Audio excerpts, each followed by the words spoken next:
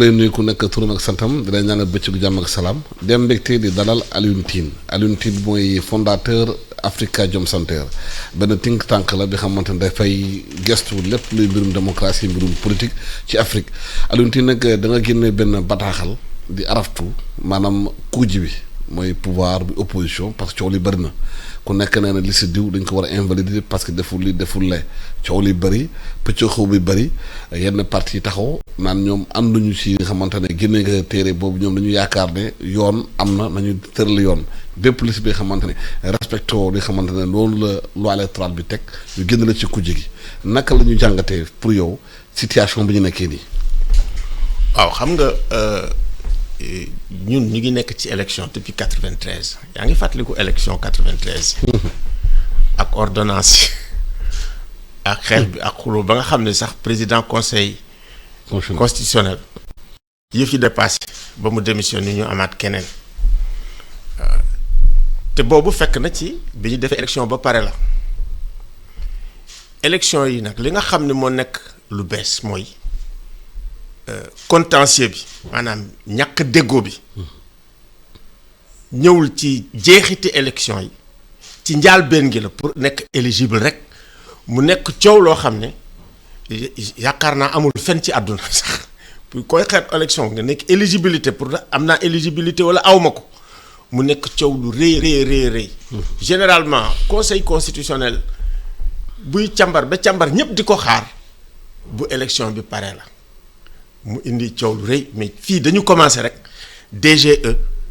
nga gis fa alkaati yi loolu dalay wan ne suñu mécanisme bi nga xam ni moo war a tax nit ki ñu nangu ay kayitam pour mu bokk ci jogante bi dafa doy waar doy waar boo xam ne tey ëpp nañu jaaxal na Sénégal ni mu mel te it ku war a bokk ak ku warta bokk ci yoon juge bi rek moo ko war a wax juge bi rek moo ko war a mën a wax waaw mais bu ñu xoolee ba xool ci liste yi nga xam ni nit ñi déposé nañ ko ci commission bi nit ñi di ko xoolaat di gisaat naan diw war na bokk diw warta bokk diw dañ koy annuler diw duñ ko annuler yaakaar naa ne bi ñuy def élection ba léegi musul am Sénégal mu ngi doog a am donc te dañu war a def très attention parce que man quand même bokk naa ci ay élections yoo xam ni bu crise bi di am dañuy alerter d'abord ne attention dañu def ndànk xam nga Mali en mai 2020 lañ am ay élections législatives bi ñu demee ci biir élections législatives yi ba pare cour constitutionnel ñoom cour lañu am sax daal di joxe mu am 34 députés yoo xam ne moom moo nekk ay problème te cour constitutionnel bi dem ba nga xam ne moom ci boppam amatul pexe xam nga li xew cour constitutionnel bi dafa sooke daanu effondré wu te amuñu assemblée looloo tax militaires yi loolu ci la bokk ci militaires yi jël pouvoir donc bu ñu foyee ay élections. parce que fii déjà. te ñun Sénat alerté na. Sénat nee na liste ñu déposé. benn respectul délai yi benn liste yëpp. Sénat génn benn communiqué déjà wax ko commission nationale électorale autonome Sénat génn benn téere naan liste yëpp benn respecté wul délai yi de dépôt. kooku kay ñun am nañu suñu expert boo xam ne wax na ko waxaat ko parce que loolu rek soo ko gisee. système bi ak xam ne yëpp ñoo ko wër yëpp a feebar nañ wax dëgg système électoral bi dafa feebar acteurs yi boo gisee ni ñuy doxale dañu feebar à la fois muy administration mais donc dafa jot parce que élection bu fekkee ne da nga bëgg muy dox élection bu pare comme par exemple élection yi nga xam ne moo weesu muy territorial yi local yi waaw local mais dañu waroon a toog def bilan def évaluation xool lan moo dox lan moo doxul depuis élection 2019 yi acteurs yi dajewuñu pour toog saytu lan moo dox lan moo doxul lan mooy changé ba nga xam ne nag mbir mi bett na leen benn institution laa gis boo xam ne def na ko ma bokk ca bañ koy càmbar muy université Gaston Berger ak seen département sciences politiques nga xam ni vraiment ay borom xam-xam dëgg ñoo taxaw xool mbir mi loolu moo tax sax ma taxaw xoolaat parce que dama te ci laa gis ne dëgg-dëgg dëkk bi am na ay xale yu bees yu am ay borom xam-xam yu bees xam nga dañ am génération boo xam ni mooy génération 90. ñooñu ñoo accompagner li ñuy wax transition démocratique indi constitution yu bees yi liggéey ci institution yu bees yi seeni Sénat et cetera génération bi bees bi nga xam ne moom moo am ay jeunes dëgg-dëgg dama leen di déglu muy fii muy Dakar am nañu ñoom temps évaluer transition démocratique yi élection yi na muy demee càmbar ko xool ko. mais bu ñu ñëwee ba fii Alioune Tine kon dañuy posé question dialogue politique bi ñu woote woon ban njëriñ la am bu fekkee ne dialogue politique duñ ci génnee li xamante ne mooy càmbar système électoral bi càmbar dañuy élire nit ñi ak surtout renforcer démocratie ban njëriñ la am. xam nga dialogue politique bii li ko wutalee ak bi nga xam ne moo amoon en 91 lenn la 91 kii di Famara Ibrahima Sagna dafa nekk promotionnaire nekk xarit Abdou Diouf mu wóolu ko ni ko dawalal te Famara n'était pas politique Famara dañ ko forcé ni ko dugal biir socialiste duggul mu génn liggéey bi mu ko def daf ko fi def de façon désintéressée bi mu ñëwee jox ko jébbal ko kayit gi daf ko ne ci changer dara te code électoral 92 waaw mais loolu mooy li ne ci kayit gi 92 ñu ngi koy wax ba tey mais tout de même 93 bi ñu ko mettre en pratique gis nañu problème yi ñu am yépp en 1993 ce qui veut dire que mën nga xalaat bu rafet boo demee dans la pratique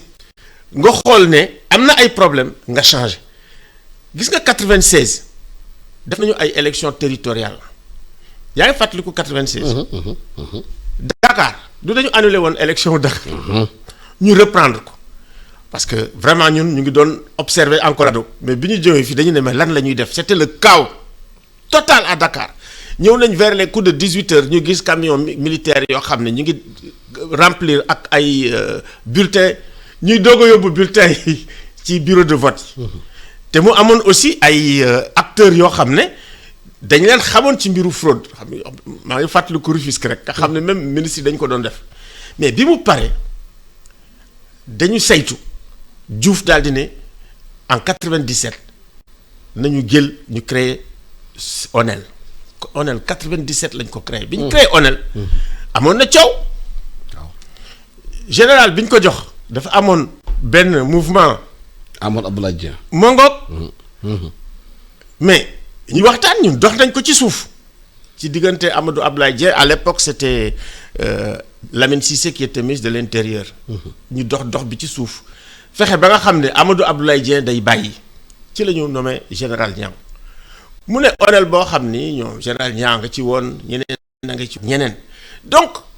ñu def ay pas yoo xam ni am na solo. ba nga xam ne 98 bi ñuy def élection législative yi c'était les meilleures législatives c'est le meilleur parlement amul parlement bu gën car parlement 98 ténor yépp a nga fa woon il me semble que en ce moment boo xoolee suñu processus bii ñëw nii ak li amoon ci élection territoriale yi ak législative yi dafa mel ni processus bi moo mel noonu mooy ñëw mu boole kook nag léegi Sénégal dafa changé. waaw dafa contexte bu bees. laa ilaaha illallah contexte bu bees bi mooy gis nga contexte bu bees bi ñu am Sénégal. waaw ñun imaginer wuñ ko sax signal bu ne da nga koy xool bërki démb du ci la chancelier démb la de chancelier. allemand ci la ñëw. foofu ngay commencer xaar ça veut dire que alternative li am Ukraine ak Russie ci gaz ak pétrole bu yàgg newoon nañ Sénégal la. te léegi. am nañu luy wane Sénégal la loolu day tax ba nga xam ne est-ce que de loolu mooy aiguiser appétit acteurs politiques yi ku nekk bëgg a nekk ne man la ku nekk bëgg dem wuti poste wuti métier ndaxte ñoom li la intéressé mooy pouvoir opposition mooy position. il est évident que Sénégal bu ñuy xool dafay nekk ci benn espèce su émirat ci fii en Afrique de l'Ouest. def politique métier kooku moom tam politique métier tam def ko suñu champ politique bi. tant que changé wuñ ko kenn du am jàmm. xam nga opposition bi dem na ba jege léegi saturation bi. ak trop plein bi gis nañ ko. trop plein de leader moo indi problème bi nga xam ne moom la Yewwi am. waaw ku nekk ne chef la. voilà trop plein et trop plein boobu mooy trop plein yi nga xam ne parti politique yi ñu am dinañ toog ba nga xam ne suñu démocratie dafay mel ni anarchie. te mu ngi koy mel fi ñu toll nii. fu ñu toll nii Alioune Tine lan mooy solution bi parce que ku nekk yaay ŋànk fi nga ŋànk kii ne damay bokk kii ne doo bokk kii daa bokk par force ñeneen ñi naan ñi kan waratuñu bokk parce que ñoom respectuñu yoon bi ki ñu ne bu ñu bokkul dañuy def lii ñu nekk situation bi nga xamante ne dafa tendu léegi lan mooy solution bi conseil constitutionnel ñu ngi pratiquement sous pression ci affaire bu ñu war a génnee koo ci génnee ne ni kii taxaw ne du doonu fu ñu jëmee réew mi. xam nga dañuy wax ne conseil constitutionnel bu demee ba nga xam ne am na ay situation yoo xam ne situation politique su fekkee ne situation politique am na tension bu mel nii am ay polarisation moom la sax des positions yoo xam ne ay polarisation forte moom dafa war a xool décision bi mu war a jël ban conséquence lay am ci réew mi loolu lu am solo la te it bu boobaa su fekkee ne loi amul c'est-à-dire que léegi day dépasser loi yi moom ci boppam day créer benn jurisprudence boo xam ne day tax démocratie bi gën a dëgër. day dem au-dessous de la loi. bu baax a baax parce que loolu moo am solo te boo koy def tam da nga naan man décision bu may am ban conséquence lay am ci démocratie sénégalaise est-ce que daf koy jëmale kanam wala daf koy delloo ginnaaw. Ça c'est extrêmement important décision bi may jël ban conséquence lay am ci lii nga xam ne mooy. jàmm est-ce que day tax jàmm tas tumuranke wala day indi coow wala day indi guerre xam nga yooyu am man seetaan naa ay kii yu mel noonu Guinée-Bissau ñu ngi biir élection ci biir élection yi ñu def coup d'état ñu def alerte ñun ñu ñëw ñu fexe ba nga xam ne day sedd bu ñu daan def joxe résultat yi ay gànnaay ngay gis ñu koy Guinée fu ne pour protéger ñi nga xam ne mooy Sénat mais est-ce que mais tey il faut que ñu xool Cour suprême ndax day yokk démocratie day yokk jàmm dafay indi continuité état de droit day indi intérêt supérieur de la nation dootul indi ay intérêt parti fii weesu nañu affaire parti fii problème mu réew mi ak ni mu nar a tëddee ëllëg ak ni mu nar a taxawaayam ak stabilité am parce que Sénégal tey la gën a soxla stabilité que n'importe quel moment. est-ce que question yooyu nag. est-ce que canaux de discussion am na malgré coow li est-ce que canaux diplomatique ci suuf waxtaan am na diggante acteurs politiques yi. loolu nag par rapport à l'intérêt du Sénégal. loolu il faut mu am ñoo xam ni am nañu mandute bu ñu waxee ñu déglu leen ñu commencé jóg wax parce que waxtaan. ci lu am solo la ci jamono yoo xam ni moom la mel ni déggoo ci lu am solo la déggoo pour que en fait réew mi du màbb déggoo pour jàmm am déggoo pour que li nga xam ne dañ koy def ñëpp bokk ne lii en réalité li bu ñu ko defee justice la pour ñëpp.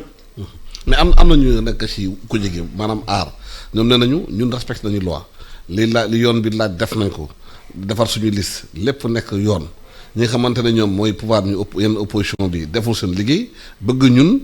maanaam salfaañe ñun ñu respecter loi bi est-ce que du injustice pour ñoom. ñoom li ñu wax mën nañ ko dégg waaw li ñu wax mën nañ koy dégg mais li nga xam ne mooy souci parti politique bu ñu amee crise bu mel nii bokkul ak souci li nga xam ne mooy société civile. waaw ñun suñu souci mooy nan la ñuy fexe ba nga xam ni. jàmm day am day sax démocratie day am gën a sax état bi du mab parce que fi mu ne nii état bi mi ngi ci ay problèmes yu rëy donc ba pare aussi boo xam ne dañ ko nekk une assemblée représentative na nekk une assemblée légitime na nekk une assemblée inclusive ñépp ku ci ko xool gis ci sa bopp loolu tam li nga xam ne Cour suprême da cee war a bàyyi xel. mais boo falee assemblée sax nga dem ñu élire président bu bees mun naa dissoudre assemblée nationale comme ni yenn président yi def dissoudre ko. mais yooyu yëpp fekkee assemblée bokkul ci li mu gis. yooyu yëpp ay crise lay andi. waaw xam nga boo waxee loolu rek. waaw indi nga crise bu rëy a rëy. c'est-à-dire bu ñu ko falee président bu bees bi mun naa dissoudre assemblée nationale bu fekkee ne mu àndul ak comme Ablaye. président bu bees. waaw non président bu bees gaa bu fekkee ne amul mun na indi assemblée nationale am bu bees daal di dawal. même histoire cohabitation bu ñu wax Sénégal parce que régime Sénégal ak régime français bokkul ni ñu koy fonctionner président bu ñu ko élire Sénégal mun naa gouverner par ordonnance Covid bi wane na ko. loolu yëpp am na waaye bu ñu demee ba nga xam ne quand même am nañu assemblée nationale mënuñuy élire benn assemblée nationale boo xam ni figuration lay def. surtout bu ñu demee am cohabitation il faut que parti yëpp am une intelligence politique. cohabitation ni ñu koy xalaatee France mun na am Sénégal. mën na am. est-ce que gis nga nature régime Sénégal ak nature régime français dafa am différence tuuti régime Sénégal français c'est un semi-présidentiel alors que c'est un régime présidentiel. même régime français bi changé na sous Macron premier ministre bi ak assemblée nationale yi ñuy jouer presque rôle accessoire la mais en même temps disons culture démocratique bi peut-être moo nekk la différence. est-ce que justement de loolu moom déficit Sénégal. maintenant culture démocratique bi ci acteurs yi ñoom seen bopp formation parti politique amatul réunion parti politique amatul dara amul parti politique bu ñu xoolee loi bi Sénégal dañu war dissoudre parti politique yëpp parce que benn respectul loi amul compte financier amul dara. waaw loolu moo taxoon ma ne danger bi ñu gën a am fii Sénégal mooy parti yi il faut ñu repenser li nga xam ne mooy politique parce que li ñu gis rek ci mairie yi nga dem ñu élire la ci bii liste nga yeewu suba nga et puis du fekk ne kenn nit la ñaari nit la ñetti nit mais quand c'est aussi symptomatique mooy démocratie màbb na il faut ñu xoolaat parti politique yi il faut ñu waxtaanewaat politique waxtaanewaat leadership politique parce que boo gisee li xew rek nga xam ne leadership màbb na leadership politique màbb na donc il faut parti politique ak homme politique yi ak acteurs politiques yi ñoom ñooy si tu veux les éléments les plus fondamentaux ci biir démocratie bu demee ba nga xam ne culture bi màbb na day am problème te beneen problème lañ am boo xam ne aussi problème bu rëy la. ban la. mooy la politisation de l'administration. Une administration partisane il faut ñu fexe ba nga xam ne état bi day nekk un état non partisan une administration non partisane loolu mooy indi kóolute. mais bési jongante bu amee nga dugal ci administration mu ne une administration partisane day indi ay problèmes donc loolu yëpp ay réflexions yoo xam ni war nañ ko def parce que Sénégal mu ngi dem ci phase boo xam ni. il faut mu dëgëraatal mu dëgëral taxawaayam ci démocratie ak dëgëral taxawaayam ci stabilité. mais loolu yëpp ci national yi defoon dépolitisation administration gën a ñool démocratie mais kenn appliqué wu ko. kenn appliqué wu parce que problème bi ñu am Sénégal mooy. président de la République mën nga ñëw am les meilleures intentions du monde mais type d'administration bi ñu am ak seen mode de fonctionnement dañuy changer sa mind c'est pas par hasard Wade dafa ñëwoon avec des résolutions yoo xam ni extraordinaire day def li def la mais Wade ni mu changer dafa tiit système bi dafa ni mu changer sax dafa fii moom wax noppi parce que boo demee ba nga xam ni PDG nga pour man PDG ay compétence moo la tax nga jox ko ñu jox la ko c'est pas parce que da ngay def politique yooyu yëpp dañ ci war a réfléchir à un certain niveau au niveau des finances nga xam ne yooyu am les finances publiques yooyu yëpp dafa nekkoon ay sanctuaires yoo xam ne dans notre administration dañ ko protéger woon léegi amatul benn protection ci sanctuaire yi yëpp ay def politique loolu tam yooyu yëpp dañ ko war a xalaataat parce que xam ne ñi ngi jëm ci statut boo xam ne dafa bees et dans un contexte géopolitique un basculement géopolitique boo xam ne kenn xamul quel sera le monde de demain ñun ci sama gis nga changement suñ ci nekkee ci benn transition bu mel ni ci la ñu war a gën a waxtaan ci la ñu war a gën a dal ci la ñu war a gën a dëgëral suñu système parce que après on va avoir des tiraillements yoo xam ni commencé na xam nga tey dama lay wax ay trucs yoo xam ne duñ ci insister Scholz ñëw na pour gaz pétrole mais tey ñun am nañ ay troupes MINUSMA yu war a dem bouger wuñu mais loolu mooy géopolitique. Oui, bien sûr. Qu'est-ce qui se passe et ça c'est à notre porte donc toutes ces menaces là boo ko gisee da ngay xool nan lañ koy defee. d'autant plus que position au Sénégal sur le plan géopolitique pratiquement amul de mon point de vue benn leadership bu ko am à l'heure actuelle donc il faut que ñun di prendre conscience que pays bi mu ngi changer parce que tey dégg nga fan kan nga dégg ñu ne président de day dem seeti Poutine Zelensky day dem Ukraine non Moscou. Moscou la ñu wax c'était la une du soleil. waaw mais léegi justement fu ñu toll nii. situation bi lan mooy solution par rapport ak affaire liste yi. affaire liste yi man solution bi mooy d'abord intérêt supérieur Sénégal stabilité Sénégal assemblée boo xam ne dafay am inclusion. assemblée boo xam ne am légitimité. mais pour dem wote ji lan la ñu war a def. Est-ce qu'on doit valider toutes les listes ou pas ou est-ce qu'on doit valider les listes normales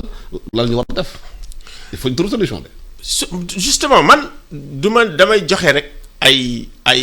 kii ay suggestions mais man bopp lan la est-ce que dañu war a valider ñëpp ñu dem ou bien est-ce que dañu war a valider ñi xamante ne ñoom ñoo respecté loi bi. li nga xam ne moo gën a moins cher mooy ñu valider ñëpp ñu dem kooku ça coûte moins cher te kooku aussi mën nañ ko argumenter su fekkee ne xool nañu. droit bi nga xam ne moom la ñu jox les partis et les coalitions de partis concourent au suffrage universel. mais ñooñu xamante ne ñoom dañ leen di léser ñoom ils ont respecté toute la loi bu ñu valider ñëpp kon loi amatul yoon amatul. c'est-à-dire que bu fekkee ne da nga jël intérêt général dootoo xoolati intérêt parti c'est-à-dire que boo jëlee intérêt général intérêt supérieur de la nation il me semble que ñëpp mun nañ cee tënku mais loolu tamit ci waxtaan la. am na beneen solution mooy nga ne kenn respecté wul ñu nga annuler lépp. ñu recommencer mais ça. aussi c'est un truc très cher man en réalité boo déggee communiqué Sénat bi implicitement. loolu la c'est-à-dire que communiqué Sénat bi. de façon implicite personne n'a respecté les règles on annule mais ça va être une solution boo xam ne ça va coûter cher yeneen solution yoo jël. dina indi sikki sàkk fi mu ne nii c'est très compliqué c'est pour ça que il faut asseoir le dialogue fekk ñu waxtaan. justement est-ce que yéen da ngeen di commencer def dialogue bi diggante coalition yi ak responsable yi. xalaat nañ ko. kañ ngeen di commencer loolu. xalaat nañ ko biig rek waxtaan nañ ci am na ñu ngi ci waxtaanal ñu ngi koy waxtaane daal di seet nan la ñuy def parce que mënuñu toog aussi di seetaan ni il faut que ñun ñi waxtaan ñu jël bal bi def ko à terre. ñu waxtaan ba ñu seet lan moo gën ci Sénégal ñi def ko ñëpp bokk d'accord ne lii mooy consensus nañ ko def ñu def ko ñun ñu ngi ci tànk yooyu ñu ngi ci liggéey boobu. mais est-ce que question de fond bi mooy bu ñu càmbaree ba xool naan Sénégal ñàkk na maanaam classe politique bi xam ne am na niveau. Sénégal suñu classe politique bi am na niveau kooku am na des gens yoo xam ni sax vraiment. waaw lu waral ils sont à un niveau xam ne niveau bu élevé la. lu war a reyante bi léegi nag. réalité bi ñu am. Sénégal fi ñu toll ba léegi Sénégal dafa pauvre dañ ko wax. les gens sont très mal payés même da ngay gis boo gisee bés bu jot ñu am ay problèmes scolaires ñu am ay problèmes au niveau de la fonction publique ça veut dire que même les cadres yi nga xam ne ñu ngi nekk comme on dit li ñuy wax les cadres supérieurs bu fekkee ni toog nga jël sa salaire mënoo cee dund yooyu yëpp. assemblée moom mooy prox ndolo bi pour wut xaalis. politique ñëppay def politique. est-ce que léegi su fekkee ne politique bi bu fekkee def nga ko yow doo gën a ëpp fay ki nga xam ni moo dul def politique daf lay jox ay passe droit ubbil la ay affaires yu bëri te it il faut le dire suñu le grand problème dans nos États c'est aussi la corruption. Ouais, clair. La corruption dafa am te yooyu yëpp dafa nekk ay xeex yu ñu war a xeex parce que et puis suñu organisme yi nga xam ne ñooy organisme de contrôle ay OFNAC dañu faible. Juridiquement dañu faible parce que bu fekkee ne yow mën nañ la porter plainte te da ngay coow rek da ngay dox comme ONG parce que ONG yi ñoom moom coow mais normalement bu ñu amee ay institutions dafa am ay actions concrètes yoo xam ne mën nañ ko jël pour éradiquer le mal et le cancer qui est la corruption. Alioune Tine maa ngi lay gërëm di la sant di jégalu auditeurs yi xaababal naa tuuti di gërëm tamit Fatima Kane Ndiaye nekk ci technique bi di gërëm Alioune Tine ma doon suñu invité waxtaan ak yéen ci mbirum politique bi surtout xëccu ak xiiroo ak ngaayo mbirum politique bi naka la ñuy def ba ñu yëngal gaal gi suñu la gërëm di leen sant jërë ngeen jëf.